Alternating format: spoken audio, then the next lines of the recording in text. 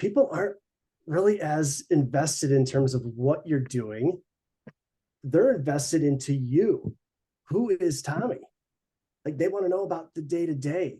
They want to know about the behind the scenes. Like I got in really good shape last year, like, and I'm traveling full time and I'm at the gym and just sharing kind of my stories with that. And in terms of, I could be doing the coolest first class flight in the world, drinking a $300 bottle of champagne. Okay, you get a couple thumbs up, but you share some like the real life stuff, like who you are, what you do. All of a sudden, people buy into that. They're interested. They know what's going on next. All right, we've got a great episode today with Tommy Lonergan. Tommy is the ops guy behind the Travel Like Tommy brand and the Freedom Travel business, where he helps companies and individuals optimize their credit card earnings and their credit card spend so they can travel all over the world first class for free, or they can really get a lot of cash back on their cards. You're going to hear some of his systems and ideas behind doing that, and also get some really good ideas on how to grow your company. So Tommy, welcome to the Second in Command podcast.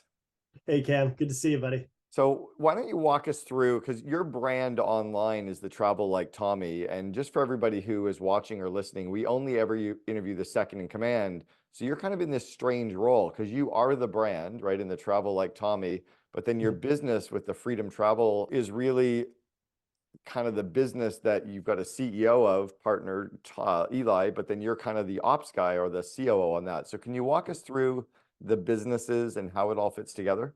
The personal brand, if you will, the Travel Like Tommy, that was something that I started building, really, it all started about a decade ago, but until I actually started putting stuff out on social media, and it just blew up from there. But I, more or less went from like 1,000 followers to 100,000 followers in about 6 or 7 months, because I actually started putting the time into posting all the cool stuff that I've been doing with points and miles. So was able to kind of build that up individually. And as I started the business, it was learning how to monetize it. Essentially about a year into that whole journey of, starting the business, Eli and I linked up, and it was almost instant in the sense of the alignment and what we were trying to, accomplish with turning this into a business and a lucrative business. But then also we identified the strengths and the weaknesses, the things that I'm not good at and the things that I don't want to do is the stuff that he dials in on. That's his jams, where in terms of the product and the travel piece and actually delivering on all the stuff that you see me doing, that's my strength and that's my lane. So, in order for me to be able to deliver the goods and work with awesome clients and most importantly, run a profitable business, I needed Eli on the backside. But then for Eli to be able to sell a killer product to awesome people, there was me on more or less the fulfillment side. And, once that linked up, it basically just we had to build some things, obviously, but that's really the kind of the dynamic of, how that personal brand, which is still rocking and rolling, but that also transitioned into the partnership I now have with Eli Travel Guy and Freedom Travel Systems. So it's interesting because he was kind of on the travel side too, as you mentioned, Eli Travel Guy. The only time I've ever seen, and is he still as prominent with his social and the Eli Travel Guy as well, kind of building that into the funnel? Everyone's got different styles of travel. You see the stuff, I'm kind of on the one extreme side of the spectrum where I'm just globetrotting, flexible, whatever, wherever. But then, Eli's stuff, he had multiple things go viral as well too. He's putting out a lot of like value content as well, talking about the credit cards, talking about the travel. And he just hit 100,000, I think, last week too. So he's been slowly building his up, and he's actually put a little bit more effort into it.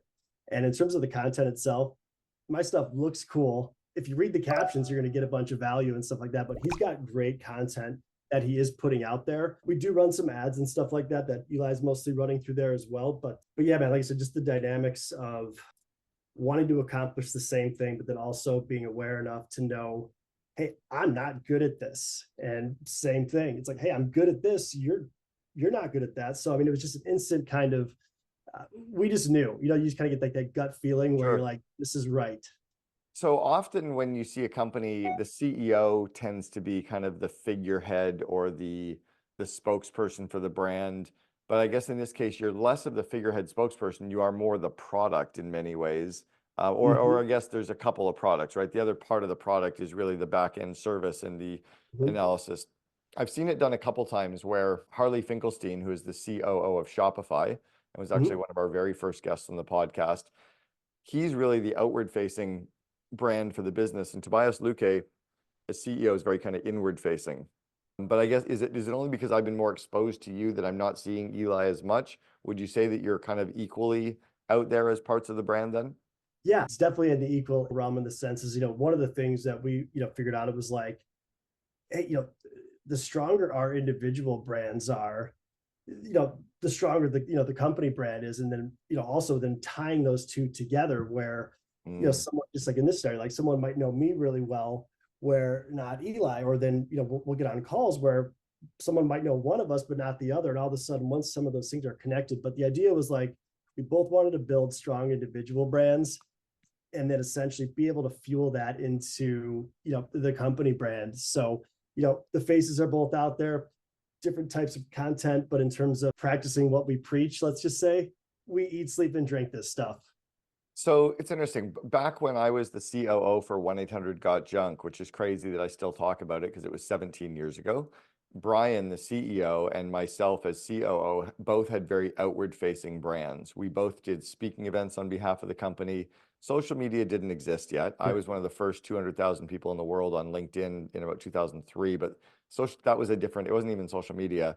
And then I had the first Facebook account in the company just as I was leaving in May of 2007, and people were laughing at me, wondering what the hell the Facebook was. So there really wasn't anywhere for us to be kind of outward facing other than talking to the media. We both did lots of media appearances, media interviews, and speaking events. But that's very unusual for a company to have multiple spokespeople. And I think that it's something that now that we have social media, more companies should do. Do you have any thoughts around, the normal day-to-day, like let's say your clients' companies as an example, do you encourage them to have multiple people on social media or to get the CEO more on social media? Can you give us any lessons or thoughts around that? You know what, the way I look at it, I mean, and this is how I did it. It was kind of like, and this is even with our client success team. I've got 5 client success, I call them my points pros underneath me, who are all people in the travel space that have been doing this stuff for a while, and they wanted a way to monetize these things. And, in terms of, not only just Eli and I want, my team members to grow their brands. One of my kids, Victor, fresh out of college, had 1 credit card. The kid's traveled the world. He's about to hit 20,000 followers. So to me, like, I'm kind of more of that supporter in the sense of like, I don't need to be the rock and roll star, and nor does Eli, but it's like, hey, we should all be able to, the more powerful all the individuals are, that just takes everything collectively as a whole. So I'm someone that is like, you're actually not behind the scenes, you're live in it. You're the one that's also helping deliver all this other travel stuff to the clients. And when they see you out there, like I said, it's just more reason for people to be like, these guys know what they're doing. Do you get your employees to be active on social media as part of the brand or part of communicating the way that you operate? Is that part of your strategy? Definitely. They've been growing, obviously growing the brands. We're into the several thousands, into the 10,000s now, where, they had a lot of the knowledge. They had a lot of knowledge. I really didn't have to teach them much about the points and miles. Like, they know this stuff, but it was more or less teaching them how to work with the types of clients that we're working with. But in terms of, like just the social media in general, regardless of what your niche is or whatever you're talking about or your product, if you don't feed it, it's never going to grow.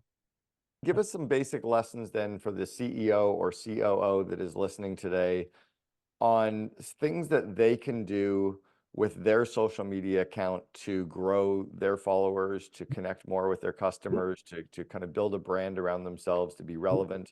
What are some lessons that you can impart to people that aren't necessarily even in the travel space, but like, let's say you were advising clients of yours, clients of Freedom Travel, what are things that they should be doing more on social?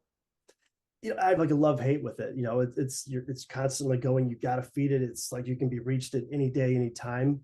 But one of the biggest things that was kind of eye-opening to me was, I do some cool stuff. Like, I take crazy flights, I travel all over the world, like I do interesting things. But one thing that I've really kind of discovered more or less in the last year or so is people aren't really as invested in terms of what you're doing. They're invested into you. Who is Tommy? Like, they want to know about the day-to-day.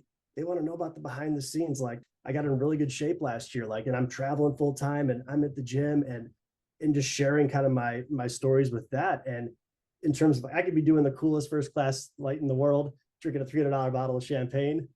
okay, you get a couple thumbs up, but you share some like the real life stuff, like who you are, what you do.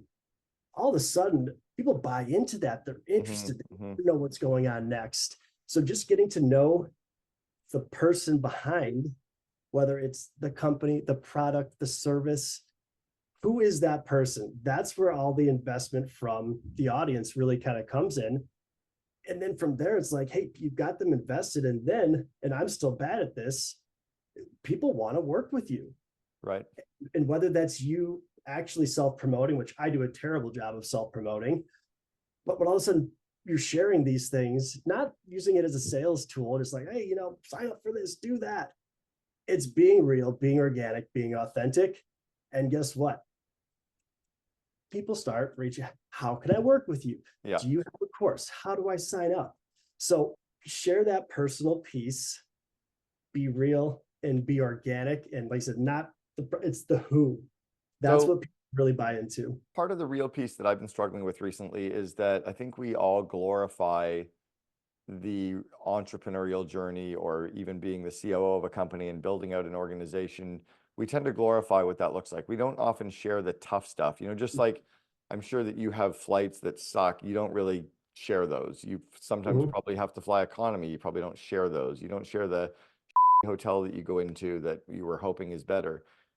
We also don't share the hard parts of the building a business journey, or do you share that stuff? Any thoughts around sharing the hard parts? Yeah, and and I think that's kind of like ties into that last piece of like that realness and that authenticity, and quite funny like on those rare occasions where I am flying economy or I have a travel day hiccup, people tend to enjoy that. They're like, I knew he'd finally be in economy, like so that they'll kind of laugh a little bit in terms of peeling back the layers of okay, you're seeing me do all this, what's going in behind the scenes that make all of this stuff happen. And those are some of the things that I kind of started to share a lot more this year as well too, where it's, hey, it's not just me traveling, doing this, having fun on the beach. That's about 10, you see about 10% of my day. You don't see me on a Zoom call at 4 a.m. when I'm in Asia. You don't see me dialed down with the blinds closed, rocking through just items where I'm uninterrupted.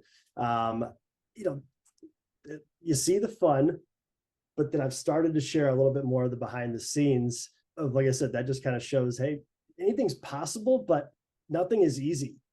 And we might make it look really easy, but in reality, like I said, you see about 10% of the day to day, but what goes on to make that happen and make that dream a reality, that's where most people miss the ball. You don't share much about the actual business itself, about the freedom travel side of the business. You said you're a bad self-promoter.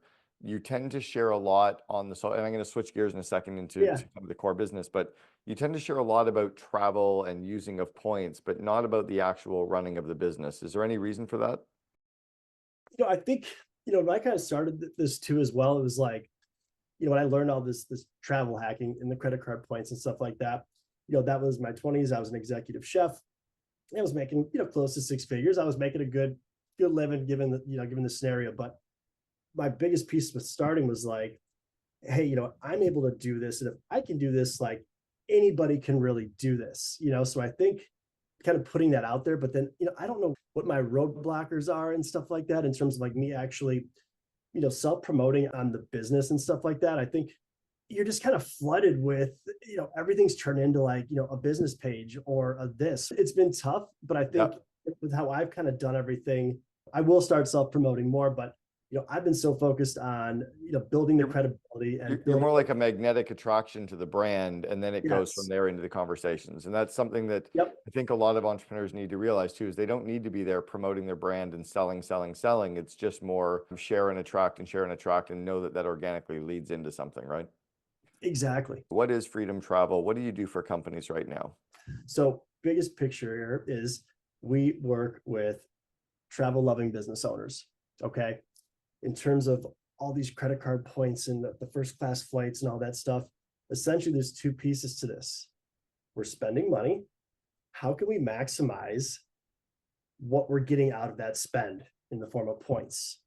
Using the right cards for the right things, earning the right types of points that allow us to do these cool things that you see me doing. So basically it's getting kind of just set up with, having those maybe 2 to 3 cards on the personal side, And then obviously with the business owners as well, we got business spend a lot of times across multiple businesses where, hey, what are those 2 to 3 cards that still very simple and effective, but how do we go from 1x point on every dollar to maybe averaging 2.5, 3x, even 4x points per dollar, where all of a sudden the things you're already doing, we're starting to stockpile these points that are just coming back. And that points earning piece, once you look at the numbers, I mean, if you just say, hey, I spent this much last year and you times it by 1, you've got that many points, times that by 3 or 4 over the course of the year. And all of a sudden you're like, oh man, I could be earning 3 million or 4 million.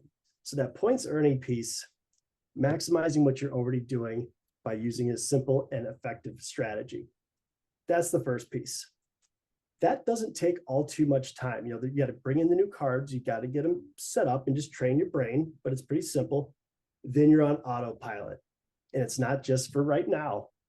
It's for next year and the following year. So I'll give an example of this and I'll ask a question, and then we go into part 2, which is using the miles and booking them efficiently. So my EA literally this morning sent me a note and she said, hey, we have 2 bills to pay for our COO Alliance events. One for the one that we held at MIT, one for the one that we're holding at the Fairmont in Vancouver.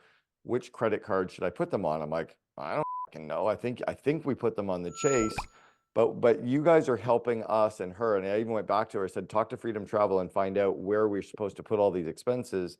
So for us, it ends up on autopilot, right? Because if I put those hotel expenses on my Amex, I'm getting paid something. But if I put it on my Chase, I'm going to get more points, correct? Exactly. It's not just about put it on a card and get points. It's about putting it on the correct card to get the most points. But I know that I put all my advertising on the Amex, at least on the Amex Gold, right? So can you give us a couple of specific examples of where the typical entrepreneur, or where should I be spending some of my dollars on things? Let's talk about the big ones. If I book flights, if I pay for hotels, if I run events, if I do advertising, if I pay contractors, where should I be paying for those 5 kind of things? Sure. So I'll kind of group this in like 3 of those. So we'll just say travel as a whole. Okay. We love marketing and online ads. It's one of our favorite categories. And then we'll kind of say like almost like an everything else. Okay. So those are my 3 biggest spend items. What card is going to earn me the most points for travel? So for example, on the personal side, Chase has a card called the Chase Sapphire Reserve card. Okay. Now to frame this out, the banks want you to have multiple cards. Amex is going to have cards that compete with Chase cards and Capital One. So the idea of there's really not one card that fits all. There's going to be some layers to this thing, but 3 cards is good. The Chase Sapphire Reserve earns from 3x all the way up to potentially 10x points on our travel purchases, flights, hotels, rental cars, tours, parking, the broadest version of travel. So with that card, guys, that's your travel card. Train your brain. If this is a travel purchase, oh, I want to use the Chase card because it's 3 to 10x. Your Amex Gold card. Now, this is the personal gold card. That's the card I use for food and only food. For me, the Amex Gold card is a business card. Yes. So the business gold, guys. So yeah. So the travel, Chase Sapphire Reserve, personal. And then also there is a Chase Inc. Preferred, which is the business card. It's maxed at 3x points, but still a 3x multiple is a home run on anything. So you got the 2 Chase cards for travel. Now, advertising. Favorite. You scale your ads, you scale your business, right? So lots of our clients are spending a boatload of ads. The MX Business Gold card will earn you 4x points per dollar on your advertising on the first 150K a year in spend. Right. So basically, I mean, you got 600,000 points just from that 150K in advertising, which is massive. If you're doing $1 million in advertising, trust me, there's ways to add layers to that. But Amex Business Gold, and not only just for ads, that card's great in the sense that it has 6 or 7 categories, shipping, there's software, a lot of those key business expenses where every month your top 2 spending categories amongst that group will hit that 4x points. So in terms of that one card, that's fantastic for those multiples on multiple categories as well. It's the no-brainer card there. So your business gold card. Right. Now, that last piece is okay, it's not travel, it's not advertising, it's not shipping. In terms of being able to execute on all this stuff, we get past 3 cards, it sounds like, oh, I got too much going on. How do we make sure that we're earning more than 1 point per dollar on every purchase? We want to be earning 1.5 or even 2 if possible. So one of the cards that's kind of recent that came out is the Capital One Venture X business card. That card earns us 2x points on every single purchase. You don't have to think about what we're buying. It doesn't matter. But now some of those types of spends, like, masterminds, education, things that we wouldn't be able to get those multiples on. Well, now we've just raised our floor to every dollar being spent is returning a 2x multiple. For business owners, where does the traditional Amex Platinum card end up? In the garbage? So this is one of the biggest things that I get, almost everybody that we're talking to, has a platinum card. And unfortunately, that's where a lot of the spend is going. Platinum card, it's flashy, looks nice, it's fun to pull out.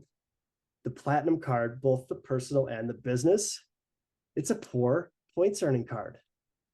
The only scenarios where I actually use my platinum card is, one, it does earn you 5x on flights. So anything flight-wise that I'm paying, I do put that on my platinum card.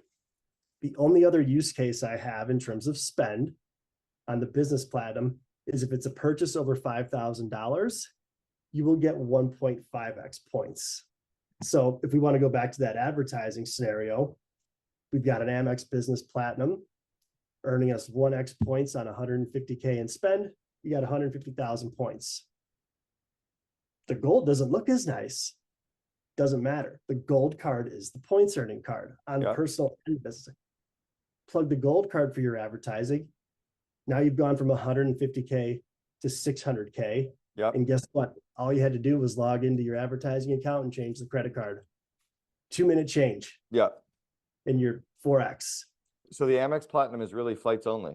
For me, it's flights only. And if you are, a business that does have a lot of those higher, 5,000 and above purchases, to get the 1.5x, that's, it's still a good move. And the ability to have that purchasing power, it doesn't really have a limit attached to it. So business is spending a lot. It's a good tool to have between, the spending power and then the lounge access, the perks, the benefits. They're all okay. So what Freedom Travel does is, if you can walk us through the model, you actually take a look at clients, the company, and the individuals that are signing up and changing their cards over. You look at all their credit card statements, you look at their P&L, you look at their general ledger, and you show them what cards to get rid of, what cards to sign up for, and what cards to actually start using for proper purchases so they can max out the amount of points. Is that correct? Nailed it. You give them the plan to follow, they execute on the plan. So now they've got all these points. Like, I'm starting to accumulate way more points than I used to accumulate. So now the second part of your model is what? Walk us through that.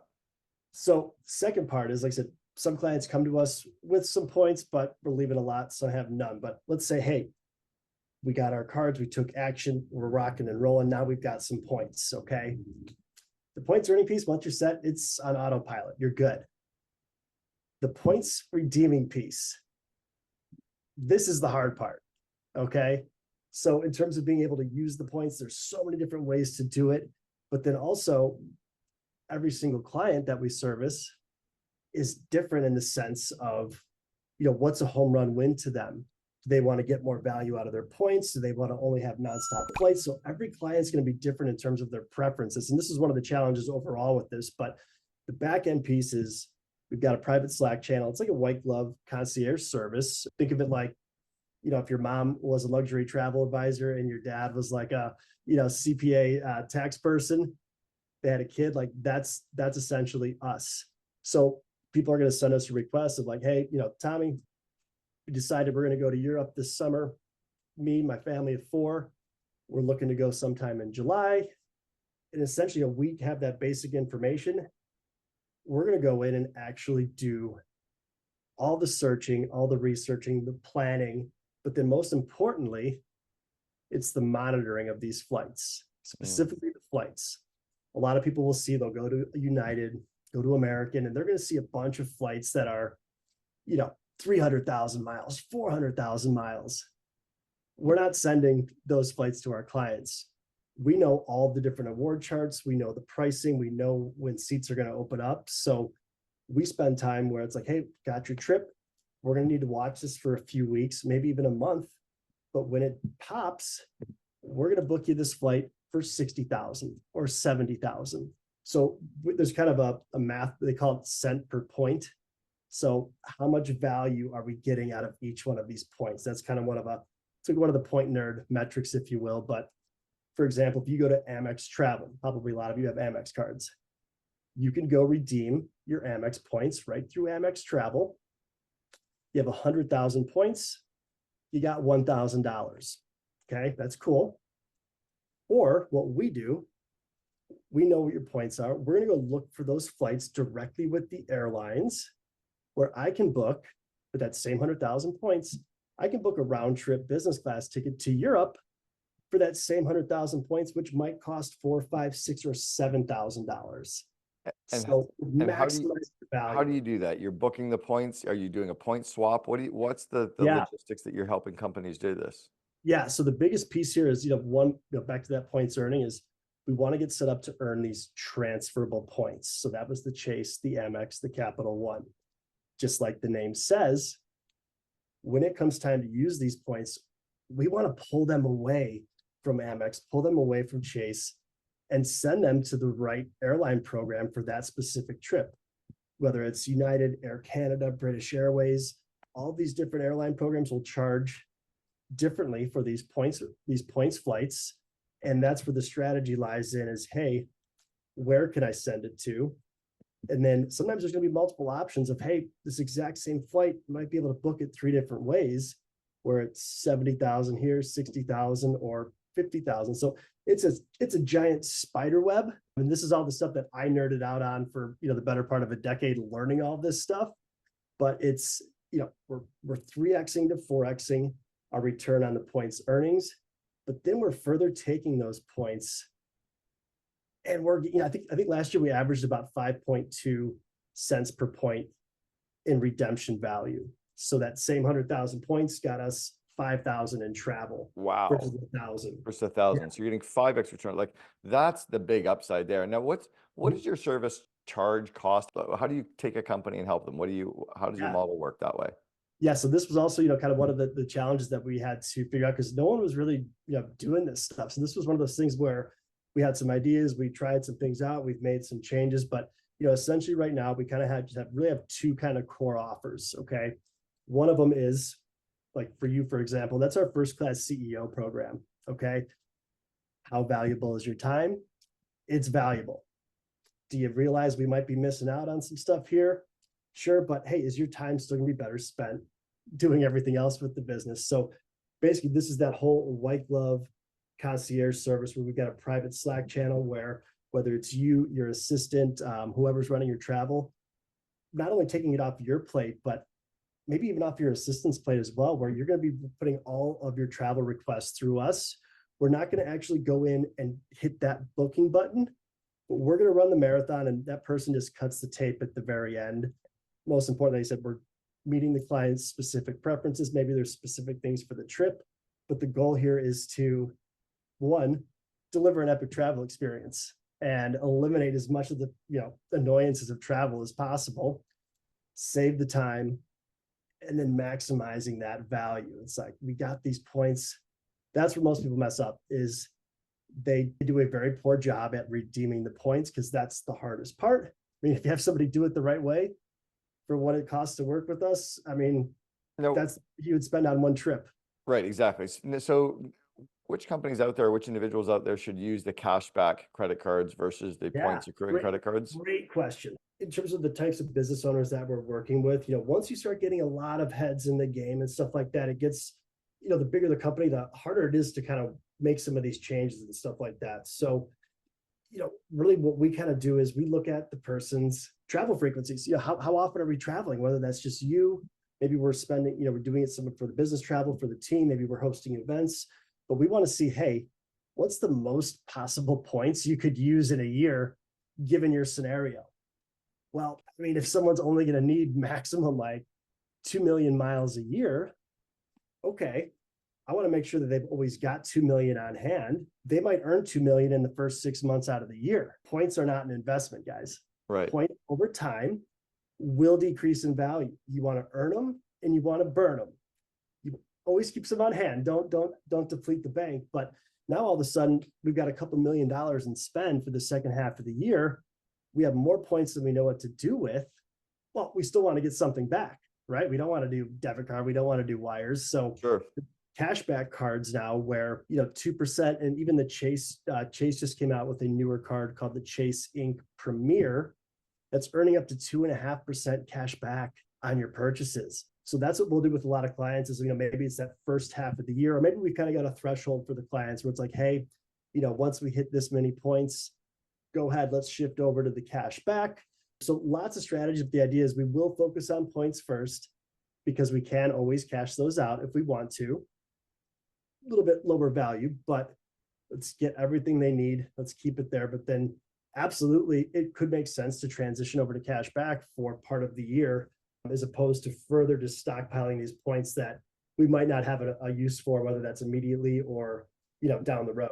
So if you're a business that doesn't travel or isn't going to utilize travel, it still makes sense to work with you guys to have you guys optimize their spend and then optimize which cards. So walk us through some of the logistics on this. So you're operating a company now. Are your employees remote? Are they in person? What percentage of your team is kind of remote? And how do you work with clients on this? You said you're kind of operating the Slack channel, you're getting into their business. Can you walk us through some of the logistics of the day-to-day? So, so my day-to-day, similar like you can, like I'm all over the world. I'm in a different time zone all the time, making sure that I'm not making my clients adjust to my schedule and nor making my team I have to adjust to everybody else's schedule. So I can go do all this stuff, but I can't inconvenience anybody else. So if I have to wake up at 4 a.m, guess what? I'm getting up.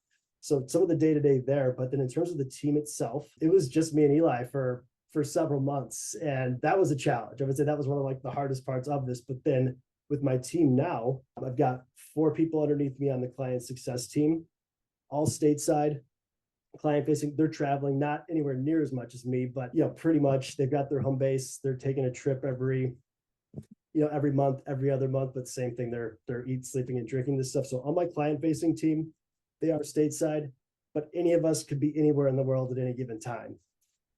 That's a good thing in this sense is a lot of times we have somebody with eyes on Slack 24/7. That's kind of a good thing. But then also there's been some challenges of, hey, all 4 of us are on a plane today. Like, who's watching this? So those are just kind of some of the challenges from there. But then, Eli is in Austin. Our other guy, Daniel, and our other guy, Kevin, also all stateside. We do have a couple of VAs in the Philippines and a couple in Honduras that help with like a lot of data entry, just some tracking, just help with a lot of the stuff that I don't want to be, I don't want to be doing on the back end. So, but I think there's 13 of us. It's been a fun journey watching it go from Eli and I up to what it is now. What's your client journey in terms of like, how do clients find out about you? And then what's your sales process like for landing clients? And then what's the lifespan of a client for you guys? How does that work, like in a lifetime value? So in terms of people finding us, there's a couple scenarios. Like, I'm the relationship person where like I'm building the networks, a lot of the in-person stuff where, if somebody who's met me or knows me, if they hear the word credit card points or travel, it's like, hey, you've got to go talk to Tommy. You got to go do this. And then from there also, it's the referrals from our current clients. So when somebody's like already working with us and they can deliver the goods, make the referrals for us, like that's a huge, huge piece there. We are running some ads, that's Eli's lane and stuff like that.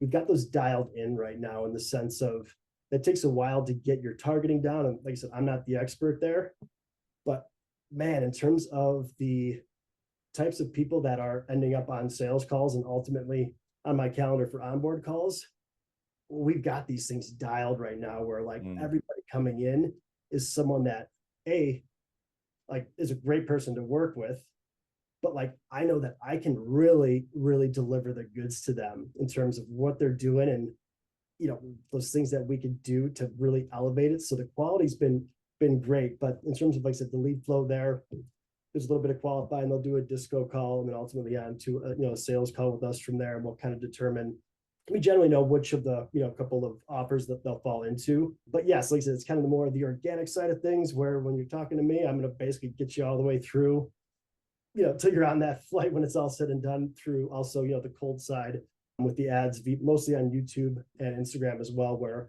a little bit more of an in-depth sales process, a couple calls, a little more heads involved with it there. But so yeah, we kind of got two main streams. And then, like I said, those internal clients doing the, the referrals. I mean, it's a massive. it's a huge piece. Who's your favorite airline for first class travel? Everybody needs to fly Emirates once. Yeah. You just have to do it. Okay. Yeah. And then I know you've flown it a few times as well too, but Qatar Airlines, they fly everywhere. I mean, literally everywhere. The lounges in Doha are awesome. Their Q Suites business class is top of the line. Emirates, Qatar, two of the favorites for international.